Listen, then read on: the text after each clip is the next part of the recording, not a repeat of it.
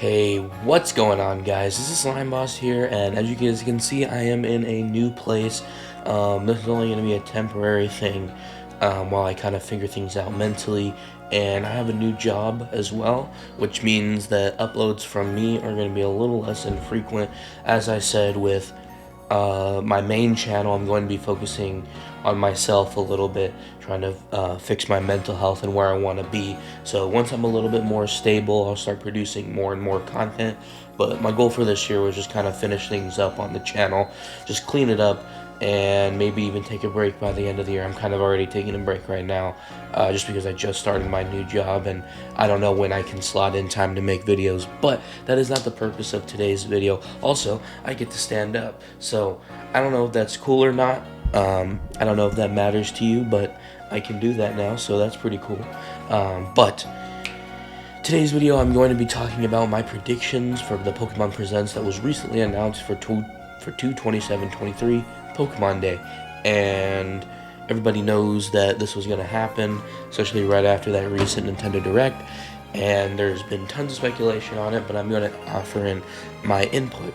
However, my input might be incredibly basic, but with Pokemon, I am traditionally a little bit more conservative, because in the past, I have been burnt out by Pokemon, like, you know, with Detective Pikachu and things like that. And usually, actually, we don't even do predictions on present.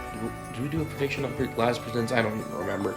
But I thought it was interesting to at least give my thoughts on what we potentially might see in this upcoming presents. So let's start off with things that we are definitely not going to see. Although it might be interesting to still see that upcoming Detective Pikachu game, I don't think that we're going to be seeing that here. I think that is best saved for a later in the year Pokemon Presents that will either focus on the game or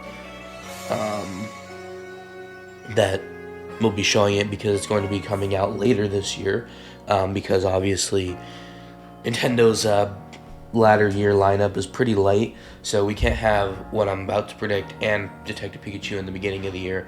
I think that'll be too much, especially if we're going to get DLC. So no Detective Pikachu, and no, like, Pokemon. I don't know about what their Pokemon Day celebrations are.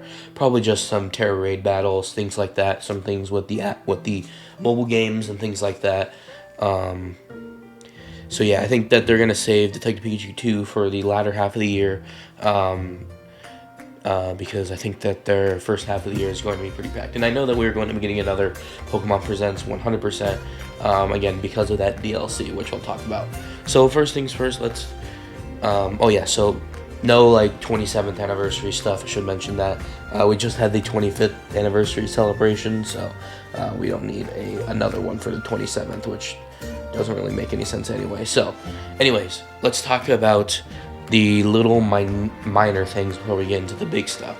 Obviously, we're going to have a little mobile game section like we always do.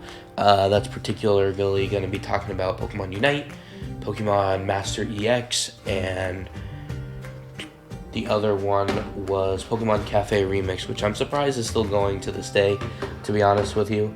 However, I'm going to make the bold proclamation that we might actually see a new mobile game.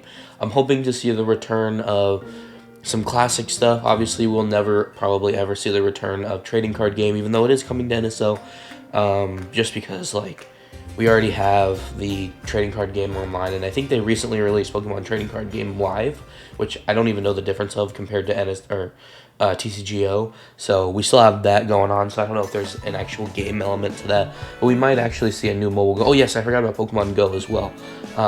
We might actually see a new mobile game here, maybe the return of Troze, maybe something entirely new. Hell, what if we got a mobile pinball game? That would be fantastic, especially with NSO. However, I don't think they're going to be talking about that with NSO. I don't think pinball is coming for at least until after trading card games comes out for sure. But yeah, I'm going to make the bold proclamation that we might see a new mobile game. Yeah. So next, let's talk about the big new game reveal, because usually they have one of these. You know, in previous years it was Pokken or new Pokemon Snap or Pokemon Unite. So in this case scenario, I think that we are going to be seeing something entirely new, especially because this is one of the Pokemon off years where we aren't going to be seeing a new major release. I pretty much consider 2021 to be in, yes, 2021 to be an off year as well as 2020, because in 2021 we got the release of Brilliant Diamond and Shining Pearl, which I think remakes are more so an off year for them while they focus on the main next generation. However, I think 2022 was definitely a huge year for Pokemon with Arceus and Scarlet and Violet. While Arceus I would have considered to be one of a major title in that regard. So we're definitely in an off year, so they're going to need something to fill out people's time on top of the DLC, especially if they don't check it out. They're going to need a real game, and that real game is Pokemon Explorers Deluxe. So I'm actually kind of on the fence about this one. I'm not sure if we're going to just straight up see a full-on brand new Pokemon Mystery Dungeon game, although that would be pretty cool. And again, I'm not personally into the Mystery Dungeon game, so it would be great to see an entirely new one. But I think that we're actually going to see an Explorers of Remake, which is Darkness, Sky, and Time. And I believe that they're going to treat it just like they did with the Rescue Team Deluxe port, where they combine the games into one. However, I think this game is a little bit different than Rescue Team, where Rescue Team was essentially the same story, just with different Pokemon encounters, different areas, and probably a few post-game areas that were added to the DS version. I'm not 100% sure how that works. However, I'm like 99% sure that Explorers of Time, Sky, and Darkness, and especially Darkness, I believe, which was like the third version, has an entirely unique story to it. As far as I know, it may not be the case. So I'm pretty sure. I just don't really 100% know how they're going to handle that.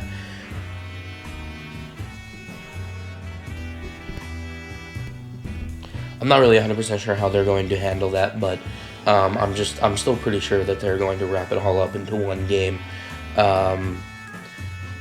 So yeah, that's one of my bigger predictions there. Now let's go ahead and talk about the Scarlet and Violet DLC, which will be the main point of this direct. However, if we want to talk about like order and how they're going to do it, we're obviously going to start off with thanks for playing Pokemon, blah, blah, blah, blah, blah, bullshit that they do at the beginning. And then they're going to talk about apps, Terra Raid battles, whatever they're doing for the 27th anniversary, or the Pokemon Day celebration. And then we'll lead into the new mobile game pretty much right after that. And then we will talk about the Scarlet and Violet DLC. And then we're going to talk about Pokemon games on NSO. And then they're going to end with the Deluxe port. That's going to be like their one more thing type of thing. It is only 20 minutes, so we may not have room for any of this stuff, but usually they squeeze in a lot in 20 minutes, especially, but they usually give us like zero information on whatever it is. So let's talk about Scarlet and Violet DLC. I think that we're going to receive it in two waves, just like we did with Sword and Shield. The first wave is going to happen sometime in the summertime, and just before that release or just after that release is when we're going to see the second Pokemon Presents talking about it, and maybe a little bit more information on the next DLC, which I think makes perfect sense, especially to release it around that time. And then that's when they start talking about Detective Pikachu as well. So in the first wave of DLC, I think it's going to be the smaller one, the one that's a little bit more focused, and I think it's going to be related to Area 0. So we might see one or two new areas, but I don't think it's going to be as big as Isle of Armor in terms of like area size. However, I do think that we are going to see on par with content, if not more. But it's going to be kind of a smaller update compared to the one that's coming in the latter half of the year. I'm going to predict that this one is going to be more focused on Area 0. We obviously know that Paradox versions of the Johto trio, as well as I believe the Swords of Justice from Unova, are getting new paradox forms, so it'll probably be more so related to those and everything regarding Area Zero. So we'll probably see some more areas in Area Zero, some more story related to that, but I think it's going to be more so intrinsic to the lore of Scarlet and Violet. Then the second wave of DLC is going to include a partial remake of Kalos. Again, I'm being very conservative, and this may not even happen. Of course, we would love to have that second quest that we got in Johto and Heart Gold and Soul Silver and Gold and Silver as well, where we're able to just explore the entirety of the Kanto region just as we did before. But I can't really see them doing that, especially if we do have a Kalos remake on the horizon in Generation 11 or 12. So I don't know if they want to do a full-scale remake or if they want to make... I mean, hell, they could just dial it down and do the way that they did it in Gold and Silver, where it was a dilated version of the original game, which I wouldn't mind either. But we're probably going to see a small little area of it. Maybe one of the areas that's a little bit more open, or maybe like maybe like the surrounding areas of Lumiose, where you can explore pretty much in a full open world Lumiose, and then like the 4 surrounding routes around that, maybe something like that, or but it's going to be a little bit difficult, no matter if it's the whole thing of Kalos or a part bit of Kalos, because there's obviously a particular reason why they didn't do the Sword and Shield style for Brilliant Diamond and Shining Pearl. It's probably because it's a little bit more difficult to take the linear games into an open world setting, so that's why I'm more so predicting a smaller area of Kalos where they can repurpose it into a larger open world, and maybe that'll be practice for their Black and White remake later down the road, where they're able to actually take the original game and completely blow it up into an open world format, or they may not do that at all. So I think this might be a little bit of practice for that, because there's no way in hell that we're going to see the entirety of Kalos, especially in a open world format. But if we do see the entirety of Kalos, which again is a very rare circumstance, we will probably only, if we do, then it's going to be linear and not open world. Well, linear in the case of the structure of the map. Like, I'm sure you're able to take on the gyms in any order, things like that. And of course, I would love that, because I'm a personal huge lover of Kalos and Generation 6 as a whole, so this would be fantastic for me. And again, like I said, it makes perfect sense. That is the part of the map where Spain and France connect, and if you don't know, Paldea is based on Spain and Kalos is based on France. So if they do have DLC that is in that gray area, that is not Kalos, or at least mentions anything referring to Kalos, is going to make absolutely zero sense, and I can't believe they passed up that opportunity. So it better be something related to Kalos. And then the last thing I want to talk about is the recent leaks about all of the Pokemon sprites that are going to be available, I think, in the DLC, and those also include the sprites for Generation 9 versions of the Mega Evolution Pokemon, which means that if we do get Kalos in the DLC, you can't have one without the other, right? Like, it was 2 peas in the pod. Kalos introduced Mega Evolution. You can't not have Mega Evolution return, especially if you're going to be doing a revisit to Kalos. So we're probably going to be seeing that as well. And like I said before, with the first wave of DLC, it's going to be more smaller scale, more focus on Paldea and Area Zero, with a few new Pokemon, a few new areas to explore, but again, just as much content as Isle of Armor did. But in the case of Wave 2, it's going to be a much more land to explore. Again, potentially the entirety of Kalos, as well as Mega Evolution 2. So there's going to be a lot more content in the latter wave of DLC. And finally, we can talk about Pokemon Generations 1 through 3 coming to NSO. Now, the reason why I believe this is because, we are now... Well, there's a couple of reasons why I believe this. First of all, the eShop is closing pretty soon, which means that you will not have access to any Pokemon games unless you emulate them or buy them at an absurd price online. So there's no way for them to play the original games. And I guess that it was that way for quite a while. But I don't know if Nintendo says that, like, the previous generation of consoles still kind of should be supported. As long as we're supporting them, you guys can support them too. So allowing people to make games or whatever. So technically, you could play Fire Red and Leaf Green on your old DS model, which again, I don't know how that whole thing played out, but they did eventually release Red, Blue, Yellow, Green, Gold, Silver, and Crystal on Nintendo 3DS. Via the virtual console, and again, it makes sense, but they did it so late in the life cycle that again, it's kind of questionable. So point be, but the reason why I say that is because Pokemon is one of the titular titles for the Game Boy. When you say Game Boy, you think Pokemon. That's like the first thing that you think of. So when they don't release it or go for a really long time without releasing it, especially on Virtual Console, it's kind of confusing. And I think that at least the first generation makes sense coming to it. Generation 3 obviously didn't come to the GBA Virtual Console, which again was a very confusing gray area. So these shops are closing, which means you won't be able to have access to these older games, and you won't be able to transfer you will be able to transfer your Pokemon up through Pokemon Home / Bank, because they're going to basically, if you already have it downloaded, you will be able to use it for free going forward. So I don't know if that's just their way of protecting the eShop closing, or if that's their way of kind of hinting at GBA will be coming to NSO. I don't know what that means, but I think that it makes perfect sense to talk about it here.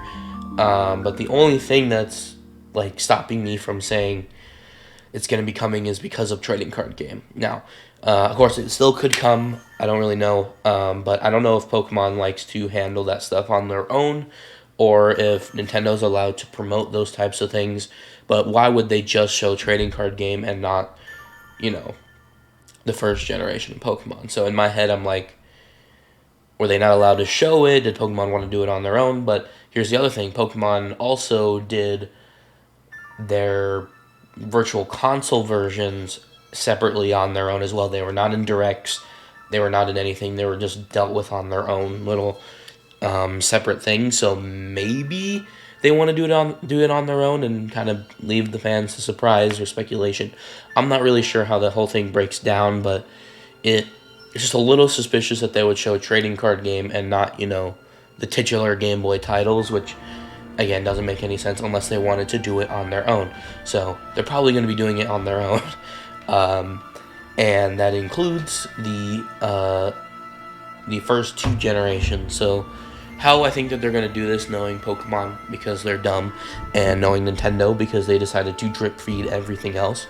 I think that I don't know if they're going to pull a Mario Party and release both of them on the same day, but they probably are going to just release Generation 1 this month, pretty much like as a shadow drop, which is red, blue, yellow, and green for the Japanese version.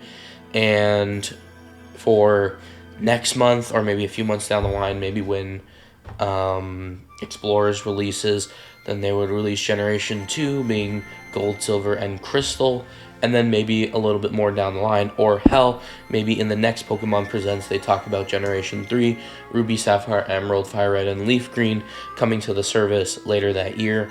I am more so excited for Generation 3 because that is the only one that hasn't been remade. I still have some of my Virtual Console versions on 3DS, and I also have a couple of the original games, so I'm not too worried about those. I'm more so worried about the Game Boy Advance games coming to the Switch, because those are the ones that I'm more so excited for. So hopefully they all come day one, but knowing Nintendo and knowing Pokemon, it's probably not going to be that. So to be safe, let's just say that Generation 1 is coming, and it's going to be shadow dropping. In a few months, we'll see Generation 2, and then hopefully they'll start talking about Generation 3 in the next Pokemon Presents, where they talk about Detective Pikachu. But we will see them all by the end of the year, which will be fantastic, and I'm locking that in as a guarantee. Same thing with Scarlet and Violet DLC. But knowing Pokemon, anything could happen here. Hell, we could get Kalos remakes, or we could get Let's Go Johto, or we could get Black and White remakes, or surprisingly, we could get absolutely nothing when it comes to the main series games, and they could talk about the anime, or they could talk about just Explorers, or they could talk about just the mobile games and nothing else, just like they did last time with the fucking Pokemon Unite, Pokemon Presents. So anything can happen. What do you guys want to see in the Pokemon Presents? Obviously, mine might have been a little bit too predictable, I guess, because everyone else is talking about it. Everyone else is probably saying the same things, but I think for me to make it a little bit more unique, I said the new mobile game, not talking about Detective Pikachu and the Explorers of Remake. So, kind of giving it a little bit of, but I think we all know that the Pokemon classes are coming to NSO, and Scarlet and Violet are getting DLC. So that's my take. What are your takes? Let me know in the comments down below. And thank you guys so much for watching. Hope you guys enjoyed. If you did, don't forget to leave a like, comment what you guys think is going to happen, and of course subscribe. And we will see you guys next time. Bye.